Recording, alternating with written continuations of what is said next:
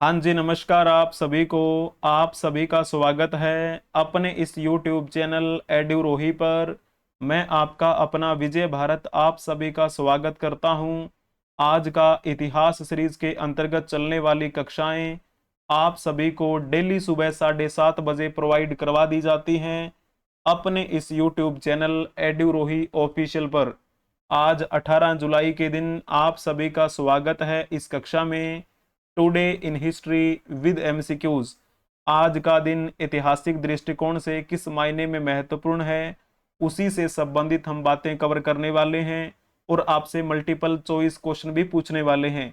ये आपकी कक्षा हफ्ते के 7 दिन होती है, एवरी डे होती है। अगर आपको ये कक्षा पसंद आ जाए तो कक्षा को लाइक कर दीजिएगा, अपने दोस्तों के साथ इसे शेयर भी कर दीजिएगा। अगर आपने अभी तक इस YouTube चैनल को सब्सक्राइब नहीं किया है तो सब्सक्राइब भी कर लीजिए, बेल आइकन बटन को भी प्रेस कर लीजिए ताकि समय से पहले आपको इस कक्षा की नोटिफिकेशन मिलती रहे। तो चलिए शुरुआत करते हैं हम। आज के दिन क्या खास घटित हुआ था। आज ही के दिन की बात है, 18 जुलाई 1947 में एक अधिनियम पारित कर दिया गया था, उसे शाही स्वीकृति मिली थी आज के दिन। वो कौन सा अधिनियम था? तो हम बात करते हैं भारतीय स्वतंत्रता अधिनियम की, जिसे 18 जुलाई 1947 को शाही स्वीकृति मिली, क्योंकि उसी भारतीय स्वतंत्रता अधिनियम के तहत हमें अंग्रेजों से आज़ादी मिली थी। वो बात अलग रही कि हमारे से पाकिस्तान अलग हो गया था, है ना। और जैसे हम बात करें आज के दिन की ही वो बात है, 18 जुलाई 1973 में अफगानिस्तान में राजशाही की समाप्ति हुई थी और वहां पर गणराज्य हुआ था। जैसे हम भारत में बात करते हैं, भारत गणतंत्र कब बना? 26 जनवरी 1950 को बना। उसी प्रकार से अफगानिस्तान में राजशाही की समाप्ति के बाद गणराज्य की स्थापना 1973 में हुई थी। ये पॉइंट भी आपको ध्यान में रखना है। 1980 की बात है, आज ही के दिन मद्रास में टेलीविजन से पहला रंगीन प्रसारण शुरू हुआ था। पहले ब्लैक एंड व्हाइट टीवी चला करते थे, बखूबी पता है आप सभी को। तो ये आज के दिन की ही बात है। और और बात करें, जैसे कि आपको पता है आज के दिन ही 1984 में कौन सी घट सॉरी 1994 में कौन सी घटना घटित हुई थी? तो ब्राजील ने चौथी बार विश्व कप फुटबॉल चैंपियनशिप जीती थी। और अभी थोड़े ही दिन पहले मैंने क्वेश्चन भी डाला हुआ है, एक क्वेश्चन, कोपा अमेरिका चैंपियनशिप हाल ही में किस देश ने जीती है? तो आपको लिखना है अर्जेंटीना। अर्जेंटीना ने 16 बार जीता है वो खिताब। कौन सा? कोपा अमेरिका चैंपियनशिप का खिताब जीता है 16 बार। लेकिन लगातार कितनी बार जीता है? तो ये उनका लगातार दूसरी बार है। ठीक है। ये जो ब्राजील की बात कर रहे हैं, जिन्होंने 18 जुलाई 1994 को चौथी बार विश्व कप फुटबॉल चैंपियनशिप जीती थी, ये ब्राजील की टीम आपको ध्यान में रखनी है। कोपा अमेरिका चैंपियनशिप में ये तीसरे नंबर पर सफल टीम मानी जाती है उसकी। ठीक है। और ऐसी बहुत सी घटनाएं हैं, जैसे हम बात करें, Y Venugopal Reddy Reserve Bank के नए गवर्नर बने थे आज ही के दिन 2003 में। ठीक है। तो ये पॉइंट आपको पता होना चाहिए। बहुत सी बातें हैं जो हम कर सकते हैं। एक चलो और बात लिखवा देता हूं मैं। आज के दिन की ही बात है, 18 जुलाई 2007 में भारत, पाकिस्तान और मेक्सिको में हरित क्रांति के जनक कहे जाने वाले विश्व प्रसिद्ध वैज्ञानिक, कृषि वैज्ञानिक नॉर्मन बोरलॉग को एक गोल्ड मेडल से सम्मानित किया गया था। और उस गोल्ड मेडल का नाम क्या बोला जाता है? Congressional gold medal. तो 2007 में सम्मानित हुए थे वो नॉर्मन बोरलॉग। तो ये पॉइंट आपको ध्यान में रखना है। चलिए जी, बहुत बढ़िया। अब चलो चलते हैं हम आज जिनका जन्मदिन है, जिनसे क्वेश्चन भी पूछे जा सकते हैं, जिन्होंने हमारे भारत के लिए अहम योगदान दिया है। तो चलिए सबसे पहले हम इनके बारे में बातचीत कर लेते हैं। इनका नाम तो बखूबी आपने सुना होगा, इनका नाम है स्मृति मंधाना। स्मृति मंधाना हमारी भारतीय महिला टीम की एक बेहतरीन खिलाड़ी हैं। इनका जन्म आज ही के दिन हुआ था 1996 में। मूल रूप से कहां से बिलोंग करते हैं ये?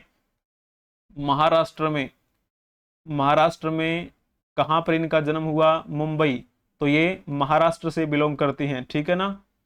और बाएं हाथ की बल्लेबाज हैं। इन्होंने अपना पहला टेस्ट मैच कब खेला था? 13 अगस्त 2014 को इन्होंने अपने टेस्ट की शुरुआत की थी, फर्स्ट टेस्ट मैच। और ये वनडे क्रिकेट टीम में भी बड़े अच्छे ओहदे पर खेलती हैं। और जैसे हम बात करें वनडे में इनकी शुरुआत कब हुई थी? 2013 में 10 अप्रैल के दिन इनका ये पहला वनडे मैच था। तो जिस प्रकार से अभी क्रिकेट की दुनिया में बहुत नाम हो रहा है हमारे भारत का, उसमें पुरुषों की टीम बड़ी आगे जा चुकी है, महिलाएं भी अब धीरे धीरे रफ्तार पकड़ती हुई दिखाई दे रही हैं, ठीक है ना। तो चलिए, एक भारतीय महिला क्रिकेटर स्मृति मंधाना जिनका आज जन्मदिन है, उनको हम बधाई देते हैं। और ऐसा कहा जाता है कि विश्व कप के इतिहास में पहले 10 ओवरों में छक्का लगाने वाली पहली बल्लेबाज भी बनी थी, ठीक है। तो ये पॉइंट आपको इनके बारे में पता होना चाहिए। और जैसे हम बात करते हैं WPL की, IPL का नाम तो सभी ने सुना ही है, WPL का भी बखूबी सुना ही होगा। IPL जिसे हम इंडियन प्रीमियर लीग कहते हैं, इस इंडियन प्रीमियर लीग में बेंगलुरु की जो टीम है वो कभी भी जीत नहीं पाई है, जिसे हम क्या बोल देते हैं? RCB नाम दे देते हैं, और रॉयल चैलेंजर बेंगलुरु। इस RCB के कप्तान कौन है? विराट कोहली। तो पुरुषों की जो टीम है उसमें विराट कोहली के नेतृत्व वाली RCB टीम अभी IPL में धमाका नहीं कर पाई है, लेकिन WPL जिसे विमेन प्रीमियर लीग कहते हैं, उसमें RCB टीम है एक, जिसे रॉयल चैलेंजर बेंगलुरु का ही नाम दिया गया है। और इस RCB की कैप्टन कौन है? तो यही है स्मृति मंधाना। और ये आपको दिखाई दे रहा है खिताब इन्होंने अपने हाथों में लिया हुआ है जीतने के बाद। तो ये रिकॉर्ड तो इन्होंने तोड़ दिया है। बेंगलुरु जीत चुकी है, लेकिन महिला विंग की जो टीम है वो जीत चुकी है। तो हम महिला क्रिकेट की बात कर लेते हैं। आपने पुरुष क्रिकेट के बारे में बहुत सुना है, पुरुष क्रिकेट विश्व कप कब हुआ था, पहला कब हमने जीता, ठीक है, कपिल देव के समय में 1983 में जीता। लेकिन क्या आप बता सकते हैं कि प्रथम महिला क्रिकेट विश्व कप की मेजबानी निम्नलिखित में से किस देश के द्वारा की गई थी? ये आपका बड़ा ही इंपॉर्टेंट क्वेश्चन है, ये पूछा गया क्वेश्चन है वनडे के एग्जाम में, ठीक है। और वो भी किसके एग्जाम में पूछा गया था? SSC CGL के एग्जाम में पूछा गया था, 2023 की बात है ये, ठीक है ना। तो इस तरह के क्वेश्चन पूछे जा सकते हैं, और मैंने आपको बेहतरीन तरीके से करवाए भी हैं। तो अगर आपने लिखा होगा ना इसमें इंग्लैंड, तो आपने बहुत ही अच्छी बात लिखी है। इंग्लैंड की मेजबानी में ये पहला महिला क्रिकेट विश्व संपन्न हुआ था, विश्व कप संपन्न हुआ, 1973 की बात है, ठीक है ना। अगर मान के चलो नॉर्मल लिखा हो ना महिला क्रिकेट विश्व कप, इसका मतलब आप सिंपल मान के चलिए कि वो वनडे क्रिकेट विश्व कप की बात हो रही है। अगर वहां पे T20 मेंशन होगा, अगर वो T20 की बात कर रहे होंगे, अगर उन्होंने T20 मेंशन नहीं किया है, तो आप सिंपल मान के चलिए कि वनडे क्रिकेट विश्व कप की बात हो रही है, चाहे वो महिलाओं के लिए हो चाहे वो पुरुषों के लिए हो, ठीक है ना। तो महिला क्रिकेट विश्व कप हर 4 साल में एक बार आयोजित किया जाता है। और वर्तमान की जैसे हम बात करें, ये जो टेस्ट पहला टेस्ट नहीं बोलेंगे, पहला महिला क्रिकेट विश्व कप बोलेंगे, तो ये कब संपन्न हुआ? 1973 में हुआ था, ठीक है ना। तो इनकी अगर हम बात करें जीत किसकी हुई थी, क्या आप इसमें बता सकते हैं? पहले किसने जीत हासिल की? तो इंग्लैंड ने ही इसमें जीत हासिल की थी। और इसमें ऑस्ट्रेलिया रनर अप रही थी, क्योंकि फाइनल में ऑस्ट्रेलिया हार गई थी। तो ये पॉइंट आपको इनसे संबंधित पता होना चाहिए। तो ये गलतियां आपकी बिल्कुल भी नहीं होनी चाहिए। महिला क्रिकेट विश्व कप को लेकर भी बहुत सारे क्वेश्चन आपसे पूछ लिए जाते हैं। जिस प्रकार पुरुषों की बात करें, उनके लिए भी क्रिकेट विश्व कप होता है वनडे का, जो कि 4 साल में एक बार होता है। उसी प्रकार T20 विश्व कप भी होता है, जो कि हर 2 साल बाद में होता है। और भारतीय पुरुष टीम ने अभी आपको पता है रोहित शर्मा की कप्तानी में जीता है T20 विश्व कप। और भारत अगर कितनी बार जीत चुका है, तो आप कहेंगे 2 बार जीत चुका है। पहला 2007 में जीता था, और दूसरा 2024 में जीता है अभी, है ना, पुरुषों की टीम ने। लेकिन महिलाओं के लिए आपको पता होना चाहिए इनके बारे में, 2020 में जो आईसीसी महिला T20 विश्व कप हुआ था, तो उसमें अगर हम बात करें तो कहां पर आयोजित किया गया था, वो ऑस्ट्रेलिया में आयोजित हुआ था। ऑस्ट्रेलिया ने भारत को 85 रनों से हराकर वो टूर्नामेंट जीत लिया था, ठीक है ना। तो आपको पता है उसमें शायद आपने देखा भी हो, प्लेयर ऑफ द सीरीज कौन रही थी, बेथ मुनी, जो कि ऑस्ट्रेलियाई बल्लेबाज रही। तो चलिए अब हम चलते हैं नेक्स्ट। इनका नाम क्या है, इनका नाम है अश्नवी वैष्णव। अश्नवी वैष्णव जो हैं, इनका आज जन्मदिन है। इनको हम किस वजह से जान रहे हैं, क्योंकि ये अभी केंद्रीय मंत्री हैं, केंद्रीय कैबिनेट मंत्री हैं ये। इनका जन्म 18 जुलाई 1970 को हुआ था, 1970। कहाँ पे, तो आप लिखेंगे जोधपुर में इनका जन्म हुआ। जोधपुर कहाँ पर है, राजस्थान में है। और कौन सी पार्टी से बिलोंग करते हैं, तो आपको पता होना चाहिए ये भारतीय जनता पार्टी से बिलोंग करते हैं। ये इनका ऑफिशियली ट्विटर का हैंडल है, जिसका स्क्रीनशॉट मैंने यहां पर आपको दिखाने का प्रयास किया है। इन्होंने अपने ट्विटर पर लिखा हुआ है, minister for railways, information and broadcasting, electronics and information technology, government of Bharat, specially mention किया है भारत। यानी कि भारत सरकार के जो मंत्रालय हैं, रेल मंत्रालय वो इन्हीं के पास है, संचार मंत्रालय भी इनके पास है, इलेक्ट्रॉनिक और सूचना प्रौद्योगिकी भी इनके पास है, ठीक है ना। तो एक क्वेश्चन आप बताने का प्रयास करेंगे केंद्रीय कैबिनेट मंत्री अश्विनी वैष्णव के बारे में। ये किस राज्य से राज्यसभा के सदस्य हैं, तो जल्दी से बताएंगे आप कौन सा ऑप्शन ठीक रहेगा। तो अगर आपने लिखा होगा ना इसमें ओडिशा, वैसे इसमें उड़ीसा लिखा हुआ है, उड़ीसा नहीं लिखा जाता क्योंकि उड़ीसा का नाम बदल कर क्या कर दिया गया है, ओडिशा। तो ओडिशा लिखा आपको मिलेगा। तो ये ओडिशा से राज्यसभा के सांसद हैं, कब से, 28 जून 2019 से राज्यसभा के सांसद हैं। और ये जो इन्होंने अपना कार्यभार संभाला था मंत्रालय के रूप में, जैसे रेल मंत्री, संचार मंत्री या फिर इलेक्ट्रॉनिक्स और सूचना प्रौद्योगिकी मंत्री, कब बने थे ये, 8 जुलाई 2021 को बने थे। अभी आपको पता ही है कि हाल ही में जो लोकसभा के चुनाव हुए थे, उनमें कई ऐसे नेता थे जिनको केंद्रीय कैबिनेट मंत्रालय से बाहर कर दिया गया और कुछ नयों को लाया भी गया। जैसे कि आपको पता है राज्यसभा और लोकसभा का वैसे तो कुछ लेना देना है नहीं, क्योंकि राज्यसभा तो कभी भंग नहीं होती और वो लोकसभा का कार्यकाल तो 5 साल का रहता है। तो ये 2021 में बनाए गए थे मंत्री और अभी तक बरकरार हैं, तो इन पर कोई भी प्रभाव इसमें नहीं देखा गया। तो ये पॉइंट आपको पता होना चाहिए, भारतीय जनता पार्टी की तरफ से है ये। और आईएएस अधिकारी भी रह चुके हैं, आईएएस अधिकारी, ठीक है, 1994 बैच के आईएएस अधिकारी हैं। ऑल इंडिया लेवल पर इनकी रैंक 27 आई थी उस समय, ठीक है ना। और ओडिशा के बालासोर और कटक जिले में डीएम के तौर पे भी ये कार्य कर चुके हैं और ओडिशा से ही ये राज्यसभा के सांसद हैं। आज इनका जन्मदिन है, बहुत बहुत बधाई हो। तो चलिए अब हम जान लेते हैं आज जिनकी जयंती है, जिनकी पुण्यतिथि है, जिनसे कुछ क्वेश्चन पूछे जा सकते हैं और पूछे जाते भी रहे हैं। तो चलिए पहले हम बात कर लेते हैं, जयंती है जिनकी आज के दिन, ये कौन है। ये चेहरा आपने बखूबी देखा है, इनको हम कहते हैं नेल्सन मंडेला। नेल्सन मंडेला किस वजह से जाने जाते हैं, तो ये दक्षिणी अफ्रीका के क्या रहे थे, राष्ट्रपति रहे। दक्षिणी अफ्रीका के पूर्व राष्ट्रपति रह चुके हैं ये। इनका जन्म कब हुआ था, इनका जन्म 18 जुलाई 1918 को हुआ और इनकी मृत्यु 5 दिसंबर 2013 को हुई थी, 95 साल की उम्र में, ठीक है ना। तो चलो, ये एक रंगभेदी विरोधी नेता के रूप में बड़े प्रसिद्ध हुए थे।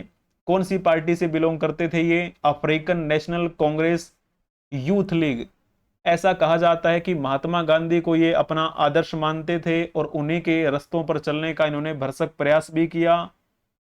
इनको भारत सरकार के द्वारा एक पुरस्कार दिया गया था भारत रत्न का। भारत रत्न किसे दिया जाता है आपको पता है ना, सर्वोच्च नागरिक सम्मान है हमारे भारत का ये।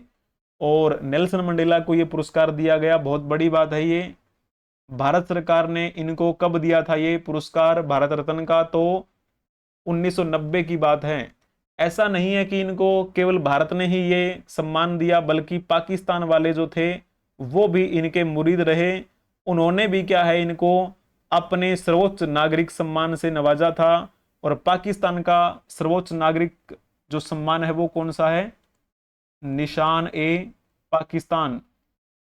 हमारे भारत का कौन सा है सर्वोच्च नागरिक सम्मान, तो आप लिखेंगे भारत रत्न का नाम। तो पाकिस्तान के द्वारा भी इनको सम्मानित किया गया, भारत के द्वारा भी इनको सम्मानित किया गया। तो बड़े ही ये फेमस व्यक्ति रह चुके हैं। रंग भेद की जो नीति थी उसके खुद भी शिकार हुए। उससे लड़ने के लिए इन्होंने अथक प्रयास भी किया और कहीं ना कहीं सफल भी हुए, राष्ट्रपति भी वहां पर ये बने। ठीक है ना, तो ये पॉइंट इनसे संबंधित आपको पता होना चाहिए। चलिए, 27 साल तक ये कैदी रहे थे ऐसा कहा जाता है, और कैदी नंबर 466 ये रहे थे। तो महात्मा गांधी को अपना रोल मॉडल मानते थे, उन्हीं की सिखाई नीति पर ये चले और ऐसी बड़ी शख्सियत बने। और 27 साल के बाद जब ये जेल से निकल कर बाहर आए थे तो इनसे पूछा गया उन पहलुओं के बारे में, उन 27 सालों के बारे में। तो इन्होंने कहा कि मुझे यकीन था कि मैं सबको माफ कर दूंगा, पर ऐसा हुआ भी। तो मंडेला मन के इस प्रकार के व्यक्ति थे कि बदले की भावना नहीं रखी इन्होंने, ऐसा कहा जाता है। और इसी वजह से इन्होंने कहा कि यही वजह है, इन्होंने सबको माफ भी कर दिया और ये सफल भी हुए। और जिन्होंने इनको जेल में भिजवाया किसी कारणवश, हो सकता है ये राष्ट्रपति जब बने तो जाहिर सी बात थी उनको सजा दिलवा सकते थे, लेकिन इन्होंने ऐसा बिल्कुल भी नहीं किया। ऐसा इनके बारे में आपको पढ़ने को मिलेगा। ऐसी महान शख्सियत जो रह चुकी हैं, दक्षिण अफ्रीका के राष्ट्रपति जिनको भारत रत्न से भी सम्मानित किया गया हमारे भारत के द्वारा, हमारी भारत सरकार के द्वारा। तो इनका आज क्या है, जयंती का दिन है, इनको हम श्रद्धांजलि अर्पित करते हैं। तो चलिए अब हम इनके बारे में भी जान लेते हैं। इनका नाम भी आपने सुना भी होगा। इनका नाम क्या है, कादम्बिनी, कादम्बिनी गांगुली इनका नाम है। चलो नाम मैंने बता दिया, मैं नाम बताना नहीं था। अगर मैं क्वेश्चन पूछता तो आप थोड़ा सोचने पे मजबूर होते, लेकिन अब तो चलो नाम बता दिया है तो क्वेश्चन आसान सा है, मैंने डाला हुआ है। जो मूल रूप से कहाँ से बिलोंग करती थी, ये भागलपुर। भागलपुर कहाँ पर है, बिहार में है। भागलपुर बिहार में इनका जन्म हुआ था 1861 में। इनकी मृत्यु कब हुई थी, 3 अक्टूबर 1923 को इनकी मृत्यु हुई थी कोलकाता में। और कोलकाता वर्तमान की दृष्टि से देखा जाए तो कहाँ पड़ता है, ये पश्चिम बंगाल का हिस्सा है। लेकिन जब इनकी मृत्यु हुई उस समय तो अंग्रेजों का ही टाइम पीरियड चल रहा था, ब्रिटिश भारत का हिस्सा था जहां पे इनकी मृत्यु हुई थी। और किस वजह से फेमस रही, तो ऐसा माना जाता है कि हमारे भारत की पहली महिला स्नातक, यानी कि पहली महिला ग्रेजुएट कौन थी हमारे भारत की, तो नाम आता है कादम्बिनी गांगुली का। ये क्वेश्चन मैं अगर इनका नाम बिना बताए पूछता तो शायद आप थोड़ा सा सोचने पर मजबूर होते, लेकिन अभी तो आपको पता लग गया, कोई बात नहीं। लेकिन आपको याद करवाना ही हमारा मकसद है, इसमें आपको बिल्कुल भी ज्यादा नहीं सोचना है। विजय लक्ष्मी पंडित की बात की जाए तो यूएनजीए की पहली महिला अध्यक्ष थी ये। यूएनजीए की पहली महिला अध्यक्ष। यूएनजीए का मतलब क्या होता है, यूनाइटेड नेशन जनरल असेंबली, संयुक्त राष्ट्र महासभा की पहली महिला अध्यक्ष होने का श्रेय विजय लक्ष्मी पंडित को जाता है। विजय लक्ष्मी पंडित हमारे भारत के पहले प्रधानमंत्री पंडित जवाहरलाल नेहरू की बहन थी। ये पॉइंट आपको पता होना चाहिए। सरोजनी नायडू के बारे में अगर बातचीत की जाती है तो आपको पता है भारतीय राष्ट्रीय कांग्रेस के कई अधिवेशन हुए थे। भारतीय राष्ट्रीय कांग्रेस का एक अधिवेशन 1925 में हुआ था, कहां पे? कानपुर में। भारतीय राष्ट्रीय कांग्रेस का 1925 का कानपुर अधिवेशन, उसमें पहली बार कोई ऐसी बात घटित हुई जो पहले नहीं हुई थी। ऐसा क्या हुआ था? 1925 में पहली बार कोई भारतीय महिला अध्यक्षता कर रही थी। तो आप लिखेंगे पहली भारतीय महिला अध्यक्ष कौन थी? पहली भारतीय महिला अध्यक्ष, तो फिर नाम आता है सरोजिनी नायडू का। सरोजिनी नायडू को भारत की कोकिला के नाम से जाना जाता है। इनको ये उपाधि महात्मा गांधी के द्वारा दी गई थी।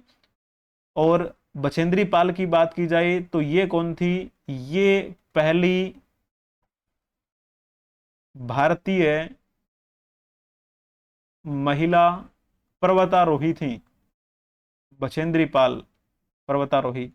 ठीक है ना? तो पहली बार इन्होंने फतेह किया था माउंट एवरेस्ट को। ऐसी हैं हमारी बछेंद्री पाल। तो चलिए अब हम इनके बारे में भी जान लेते हैं। ये चेहरा शायद आपने ना देखा हो, लेकिन आपको मैं बता देता हूं। इनका नाम है भावनम वेंकटरामी रेड्डी। इनका जन्म या मृत्यु आपके लिए इतनी इंपॉर्टेंट नहीं है, लेकिन फिर भी चलो बता देते हैं। जयंती है तो आज ही के दिन की बात है, 18 जुलाई 1931 को इनका जन्म हुआ था। 7 अप्रैल 2002 को इनकी मृत्यु हुई थी। ठीक है? कौन सी पार्टी से बिलोंग करते थे ये? Indian national Congress. किस वजह से प्रसिद्ध हुए? आंध्र प्रदेश के ये सीएम रहे थे। आंध्र प्रदेश के सीएम रहे भावनम वेंकटरामी रेड्डी। आज इनका जन्मदिन है। कब से कब तक ये सीएम रहे थे आंध्र प्रदेश के? 8वें मुख्यमंत्री थे। 8th, चलो लिख देते हैं ब्रैकेट में, 8वें मुख्यमंत्री।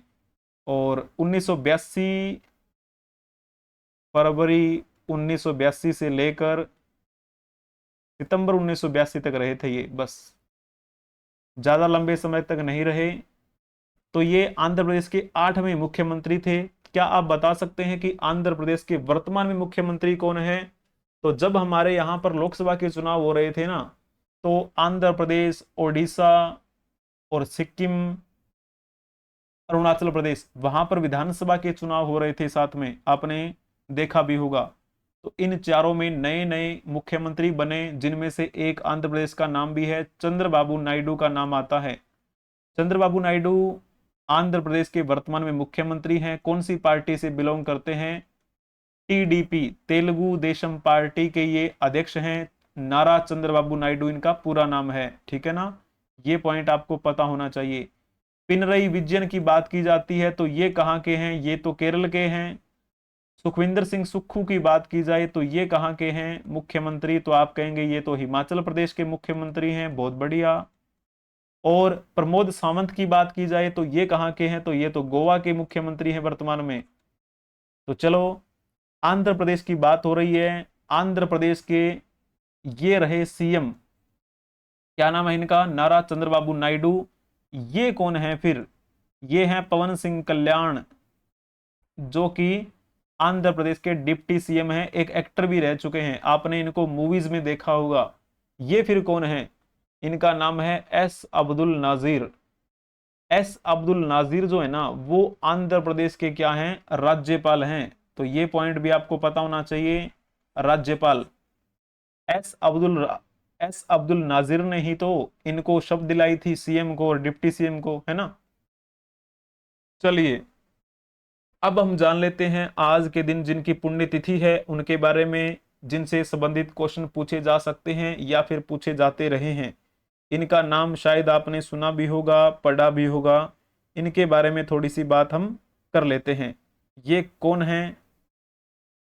चलिए पहले आप एक क्वेश्चन बताओ। अब्दुल हमीद केसर इनका नाम है। ये कौन से नाम से प्रसिद्ध हुए थे? जल्दी से बताने का प्रयास करेंगे। अब्दुल हमीद केसर। तो जिन्होंने लिखा होगा ना लखपति, तो आपने बहुत ही अच्छा जवाब दिया है। तो अब्दुल हमीद केसर, हमीद केसर लखपति नाम से पूरे राजस्थान में प्रसिद्ध हुए थे ये, क्योंकि मूल रूप से कहां से बिलोंग करते थे ये? राजस्थान। झालावाड़ क्षेत्र नाम सुना होगा ना आपने, झालावाड़, तो वहीं पर इनका जन्म हुआ था। झालावाड़ राजस्थान का हिस्सा है वर्तमान की दृष्टि से देखा जाए तो। और इनका मृत्यु का दिन आज ही है, यानी कि आज के दिन इनकी मृत्यु हुई 18 जुलाई 1998 को। किस वजह से जाने गए थे हमारे भारत में? तो ये एक स्वतंत्रता सेनानी रहे, गरीबों के मसीहा के रूप में इनको जाना जाता है, त्यागी देश प्रेमी माने जाते हैं, गरीबों के मसीहा। और नाम से ही पता चल गया होगा आपको, है ना? क्या लिखा था? लखपति, यानी कि लाखों के पति। लाखों के पति मतलब पैसों, लाख यानी कि पैसे, और गरीबों के मसीहा। तो बहुत मेहनत से इन्होंने क्या किया था? गरीबों के प्रति अपने प्यार को लुटाया था। ऐसे कहा जाता है कि 1954 ईस्वी में उनके नाम की 1 लाख रुपए की लॉटरी खुली थी, इसके बाद वो लखपति हो गई। ऐसी भी कहानी आपको पढ़ने को मिलती है। लेकिन गरीबों के लिए उनके दिल में बहुत प्रेम था, ये पॉइंट भी आपको पता होना चाहिए। चलो जी, अब चलो हम जान लेते हैं इनके बारे में भी, ये कौन है। तो इनके बारे में पहले आप क्वेश्चन बताइएगा एक, पीरू सिंह शेखावत का जन्म किस राज्य में हुआ?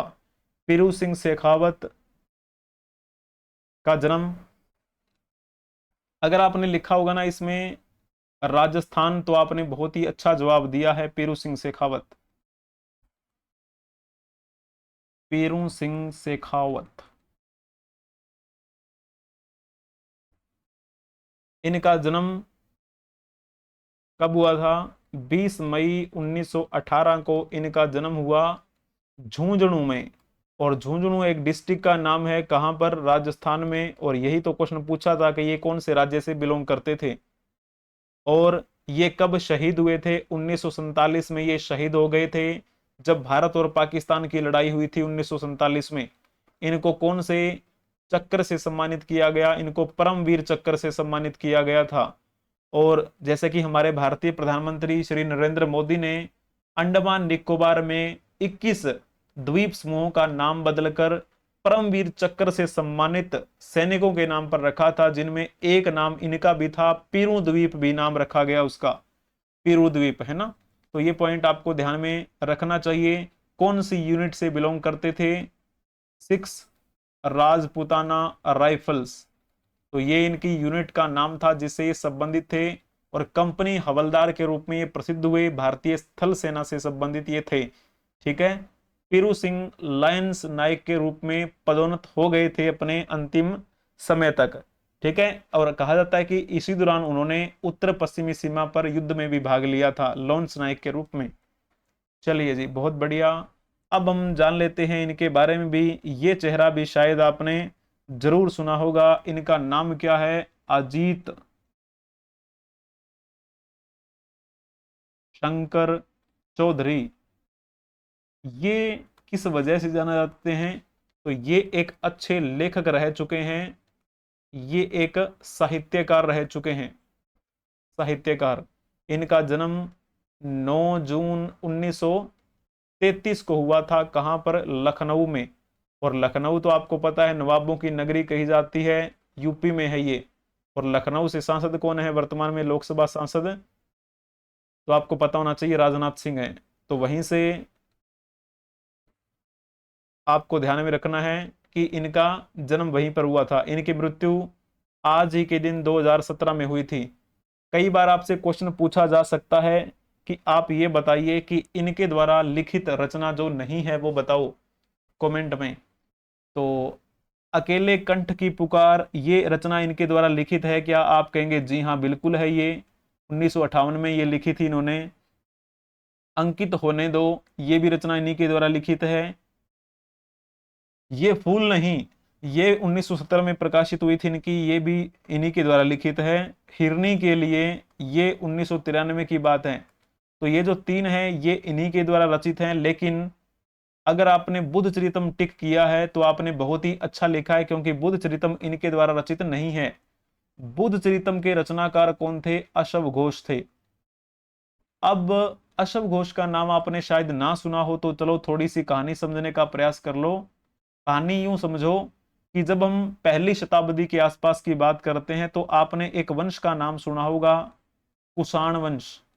कुषाण वंश के सबसे शक्तिशाली राजा हुए थे सम्राट कनिष्क। सम्राट कनिष्क का राज्यभिषेक कब हुआ था? तो आपको पता है 78 ईस्वी में राज्यभिषेक हुआ था सम्राट कनिष्क का। 78 ईस्वी में ही सम्राट कनिष्क ने शक संवत की शुरुआत की थी। शक संवत, ठीक है। 2 पॉइंट कवर हुए। और पहला मैंने क्या लिखा था? राज्यभिषेक, राज्यभिषेक। और 78 ईस्वी की ही वो बात है जब चौथी बौद्ध संगीति का आयोजन किया गया था सम्राट कनिष्क के सानिध्य में।